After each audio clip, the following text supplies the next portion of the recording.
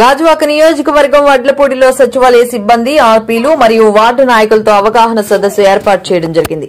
ఈ కార్యక్రమానికి ముఖ్య అతిథులుగా టీడీపీ రాష్ట్ర కార్యదర్శి 87వ వార్డు కార్పొరేటర్ బోండా జగన్ పాల్గొని ఈ సందర్భంగా ఆయన మాట్లాడుతూ ప్రభుత్వం అమలు చేసే ప్రతి కార్యక్రమం ప్రజల్లోకి తీసుకెళ్లే విధంగా సచివాలయ సిబ్బంది మరియు ఆర్పీలు కృషి చేయాలని మరియు ప్రభుత్వ పథకాలు వారికి అందే విధంగా చూడాలని అన్నారు. ఈ మధ్యకాలంలో వార్డు అభివృద్ది కోసం సుమారు 12 కోట్ల రూపాయలు జీవీఎంసీ నిధులు మంజూరు చేయించామని, నిత్యం ప్రజలతో ఉండి వార్డు అభివృద్ది కోసం పాటుపడతామని అన్నారు. ఈ కార్యక్రమంలో వార్డు అధ్యక్షులు రాజన్న రాజా, అభివృద్ది కమిటీ చైర్మన్ విజయరామరాజు, జిల్లా కార్యదర్శి కళ్లేపల్లి శ్రీనివాస్ వర్మ, సీనియర్ నాయకులు పావాడ రమణమూర్తి, కడుపుట్ల శ్రీను మూర్తి, దాలయ్య, చక్రవర్తి, కిరణ్, వెంకట్, సాయి వర్మ, సచివాలయ సిబ్బంది, ఆర్పీలు, డ్వాక్రా సంఘం మహిళలు అధిక సంఖ్యలో పాల్గొన్నారు. మరి గత 3 ఏళ్ల నుంచి అనేక మార్లు ఈ ప్రస్తావన ఇచ్చేటప్పుడు మరి గవర్నమెంట్ వచ్చిన తర్వాత గౌరవ శాసనసభ్యులు రాష్ట్ర అధ్యక్షులు పల్లా శ్రీనివాసరావు గారు, కమిషనర్ గారు అందరూ కలిసి మన ప్రాంతాన్ని పర్యటన తీసుకురావడం జరిగింది. వచ్చిన తర్వాత 10 కోట్ల రూపాయలు సిద్ధార్థ నగర్ నుంచి ఏడుగుళ్ళ వరకు 2 కోట్ల రూపాయలు పెద్ద డ్రైన్ గడ్డ, పెద్ద గడ్డ అప్పకొండ ప్రాంతాలు అందరూ తెలియాలి ఈ విషయం. ఆ గడ్డ అక్కడ నుంచి ఏడుగుళ్ళ దగ్గర నుంచి అప్పకొండ కాపీ వరకు మరో 2 కోట్లు ఆ పెద్ద గడ్డ తయారు చేయడానికి అక్కడ నుంచి ఎక్కడైతే మన ఈ గణేష్ నగర్ నుంచి మన రజకవేది ముస్లింస్ యువతల ఎక్కడైతే బ్యాలెన్స్ ఉందో అక్కడ 2 కోట్లు పెట్టాం. అలాగే ఎన్టీఆర్ నగర్ నుంచి శ్రీనిలయం 90 ఫ్లాట్స్ వరకు 2 కోట్లు, అక్కడ నుంచి ముస్లిం 2 కోట్లు, అంటే 10 కోట్ల రూపాయలు ఓన్లీ పెద్ద గడ్డకి పెట్టడం జరిగింది. అలాగే చిన్న 2 కోట్ల రూపాయలు రోడ్లు, కాలువలు ఎక్కడైతే లేవో ఉరకల వీధి ప్రాంతంలోనూ, అలాగే కొన్ని ప్రాంతాలు పాతవాడు ప్రాంతాల్లో 2 కోట్లు పెట్టడం జరిగింది. అంటే అభివృద్ధి అనేది అనుభవం ఉండాలి, త్యాగానికి సత్తా ఉండాలి, అది కొంచెం గొడవ చేయగలగాలి, మా వార్డు మాకు అన్యాయం జరిగింది మన గోడు వెళ్ళబుచ్చగలగాలి. అలా చేశాం కాబట్టి ఈరోజు 12 కోట్ల రూపాయలు తెలిసిన వెంటనే తెచ్చుకోవడం జరిగింది.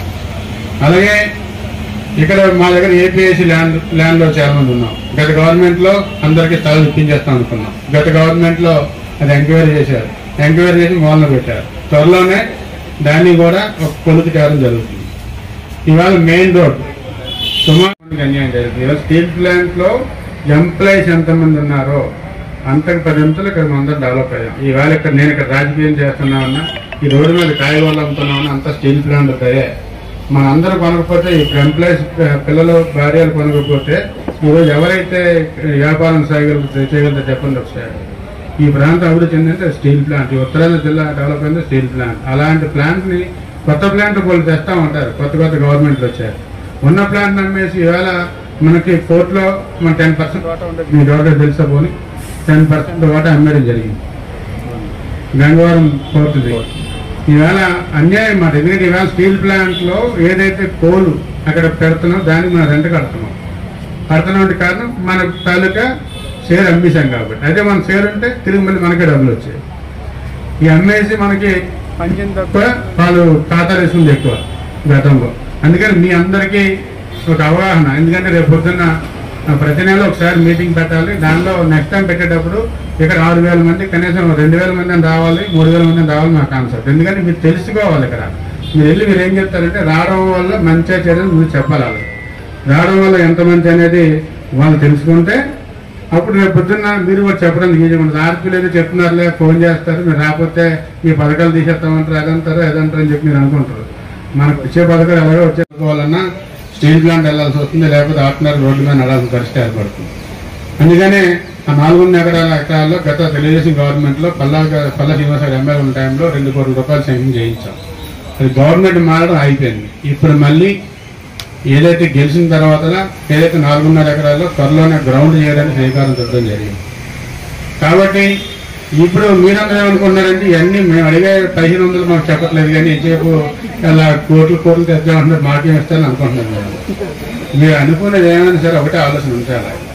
ఈ ప్రాంతం బాగుంటే మీరు బాగా గుర్తుంచుకోవాలి ఏంటంటే ఒకప్పుడు మన 6 నెంబర్ స్థలం వాల్యూ ₹1,00,000, 2 లక్షలు, 5 లక్షలు, ఈవేళ 50 లక్షలు అయిందంటే కారణం ఏంటి? అభివృద్ధి. ఆ ప్రాంత అభివృద్ధి అంటే మన ఆస్తులు కూడా అభివృద్ధి అవుతాయి. అది అవ్వాలంటే తప్పకుండా ఎప్పుడు కూడా ప్రభుత్వాలు ఇచ్చే పథకాలకి కొన్ని దేశాలు చూడాలి నాశనం అయిపోయాయి. ప్రభుత్వాలు అయితే ఇప్పుడు మనదే చూడండి, గత ప్రభుత్వంలో మనకి డబ్బులు ఇవ్వడానికి లేకపోతే ఎంఆర్ ఆఫీసులు, కలెక్టర్ ఆఫీసులు ఇవి కూడా తాకట్టు పెట్టారు. మందు క్రమేపీ తీసేస్తామని చెప్పినట్టు జగన్మోహన్ రెడ్డి గారు 26 లక్షల కోట్లకి తాకట్టు పెట్టారు గత గవర్నమెంట్. అంటే 25 సంవత్సరాలు అది కూడా. అంటే మన ఆస్తులు మన పంచడం కోసం అని చెప్పేసి మీరందరూ ఏమనుకుంటారంటే వచ్చినందరూ మాకు బాగానే పంచారు అనుకున్నారు. కానీ ఆయన 2 బట్టలు నొక్కేవారు, మనకో బట్టలు ఆయనకో బట్టలు. ఈ ఆస్తి అంతా సగం ఆస్తి ఆయన గురించిన సంగతి తర్వాత తెలుస్తున్నారు అందరూ కూడా. కాకపోతే ఏంటంటే గత గవర్నమెంట్ మనకు అనవసరం. మన గవర్నమెంట్లో ఇప్పుడు మన గవర్నమెంట్లో ఏమైనా ఏంటంటే మీరు ఒకసారి తెల్లవారులు అయితే టీవీలు చూస్తున్నారు, అందరికి స్మార్ట్ ఫోన్లు వచ్చాయి. ఒకప్పుడు చిన్న డబ్బా ఫోన్లు ఉండేవాళ్ళం. ప్రెసెంట్ అయితే పథకాలు ఇంకా ఏవి స్టార్ట్ అవ్వలేదు. స్టార్ట్ అవ్వగానే చేయడానికి మాత్రం మేము అవైలబుల్ గా ఉన్నామని మీకు తెలియజేస్తున్నాం.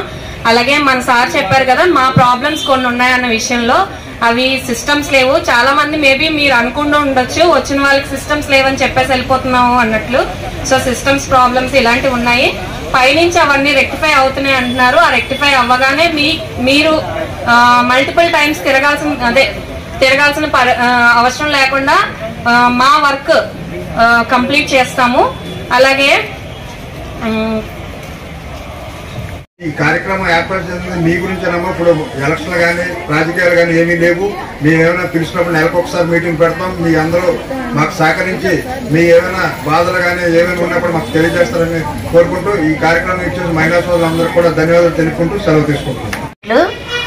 మీ అందరికీ చాలా డౌట్స్ ఉన్నాయి. ఏంటంటే ఈ డేటా ప్యూరిఫికేషన్ అనేది ఎందుకు చేస్తున్నారు? ఫొటోస్ తీసుకోవడం అని, ఆధార్ అని, గ్యాస్ నెంబర్ అన్ని తీసుకున్నారు కదా. ఈ మధ్యకాలంలో మీ అందరి దగ్గర అన్ని తీసుకోవడం జరిగింది, మీ ఫోటోతో సహా అన్ని కూడా తీసుకోవడం జరిగింది.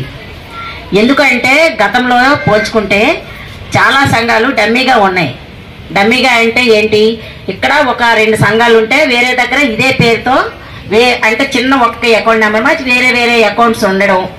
అలాగే మనుషులు ఇక్కడ 10 మంది ఉంటున్నారు, అక్కడ కూడా 10 మంది ఉన్నట్లు చూపించడం ఇదే పేర్లతో.